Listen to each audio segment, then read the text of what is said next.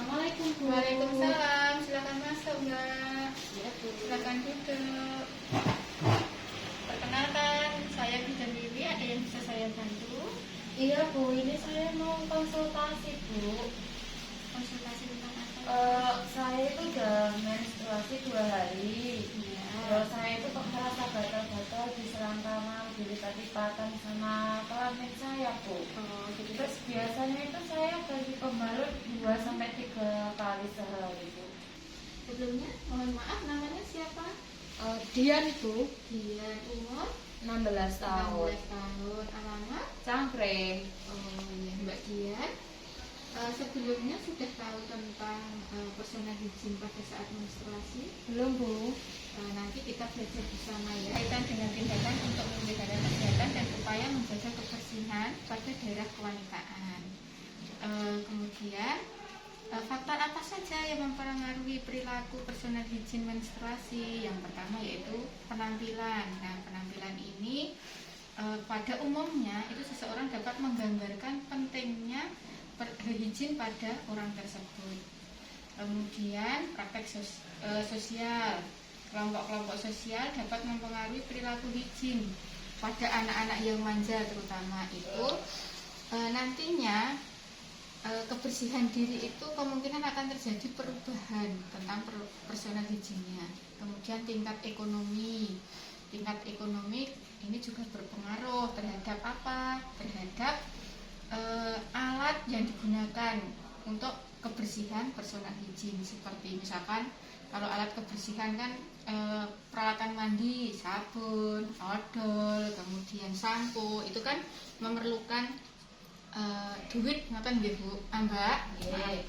Jadi ekonomi itu sangat berpengaruh. Untuk penyediaan alat tersebut kan membutuhkan ekonomi.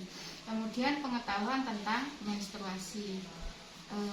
Tentu saja orang yang paham tentang personal hygiene di saat atau kebersihan di saat menstruasi itu perilaku kesehatannya itu sangat baik dibandingkan dengan orang yang tidak mengetahui tentang menstruasi. Kemudian budaya. Nah, budaya ini kepercayaan budaya seseorang dan nilai pribadi seseorang itu akan berpengaruh terhadap personal hygiene. Orang yang punya latar kebudayaan berbeda itu akan mengikuti praktek perawatan diri yang juga berbeda. Itu kemudian kebiasaan seseorang, nah ini sangat berpengaruh ya. Misalkan orang itu mandinya sehari hanya sekali, nah, kemudian keramasnya, kemudian mencukur, ya, itu sangat berpengaruh terhadap kebiasaan seseorang itu akan berpengaruh terhadap personal hygiene. Kemudian tindakan yang dilakukan. Nah ini ya Bu, Mbak, mohon maaf. Tindakan personal hygiene dilakukan saat menstruasi itu mencuci muka itu 3 kali sehari, ini untuk menghindari jerawat. Kemudian mencuci rambut itu 2 minggu sekali minimal. Kemudian mandinya memakai sabun. Mandi sehari berapa kali Mbak? 2 kali. Kadang-kadang kan remaja itu mandinya males-malesan ya. Ini nek ajeng diapeli pacare biasanya dia rajin untuk mandi. Kemudian cuci tangan dengan air mengalir. Kemudian kalau kita membersihkan genitalia di saat kita itu menstruasi itu menggunakan air yang bersih dari depan ke belakang. Jadi dari vagina itu mengarah ke anus. Jangan kebalik ya Bu. Kalau dari anus ke vagina, jadi kotoran yang ada di anus itu akan mengenai vagina, akan terjadinya infeksi gitu.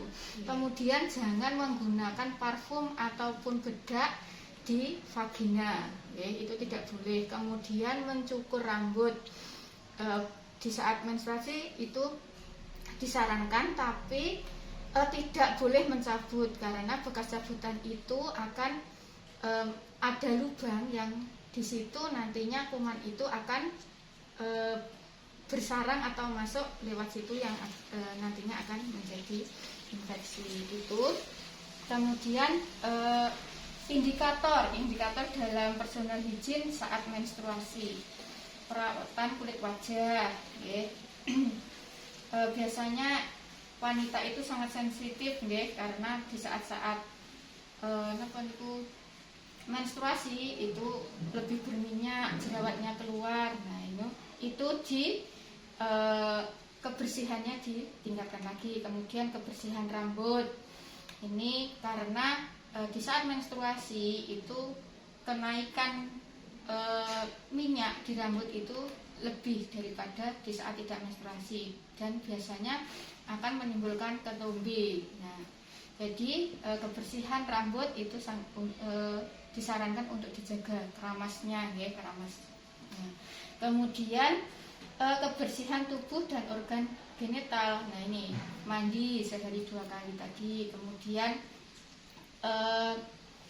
organ-organ genital itu terutama di saat menstruasi, ganti pembalutnya. Kemudian pilih pembalut yang tidak berbau, tidak berwarna, dan menyerap. Terus kebersihan pakaian. Nah, ini pakaian disarankan yang tidak ketat, karena pakaian yang ketat itu terutama di daerah genital itu akan membuat kelembapan udara yang di situ nanti kuman akan bersarang.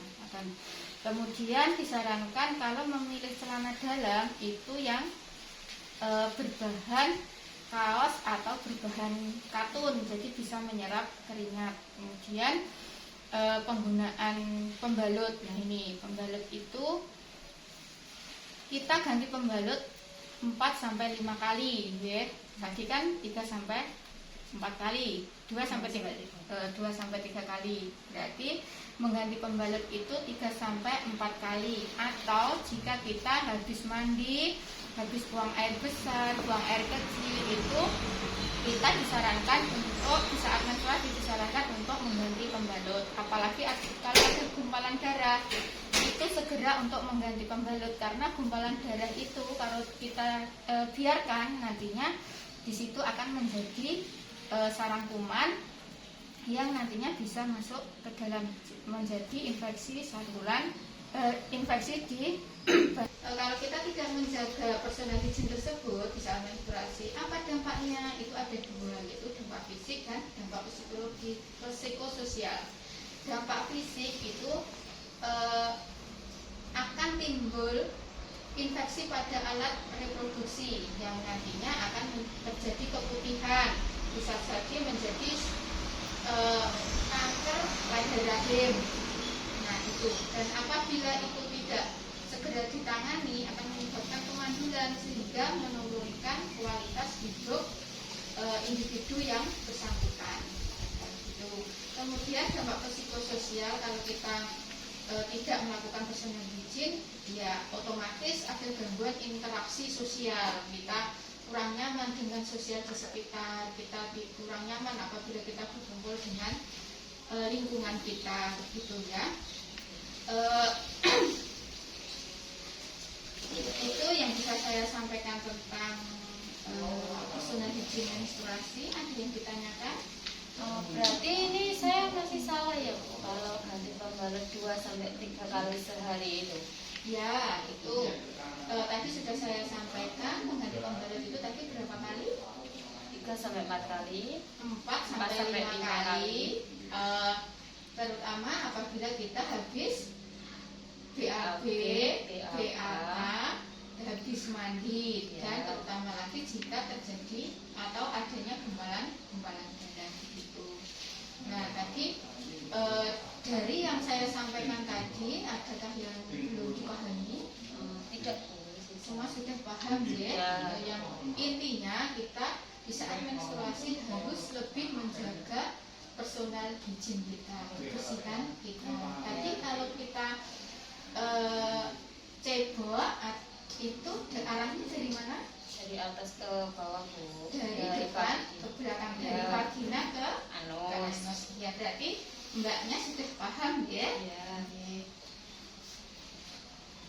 Itu ada lagi yang bisa saya bantu atau ada yang dipahami? Tidak, Bu. Sudah ya, sudah. Ya. Itu saja yang bisa saya sampaikan. Nanti apabila belum ada perubahan, setelah 1 minggu bisa balik lagi ke sini untuk konsultasi lebih lanjut. Oh iya, terima kasih Bu. Iya, sama-sama Mbak. Assalamualaikum. Waalaikumsalam.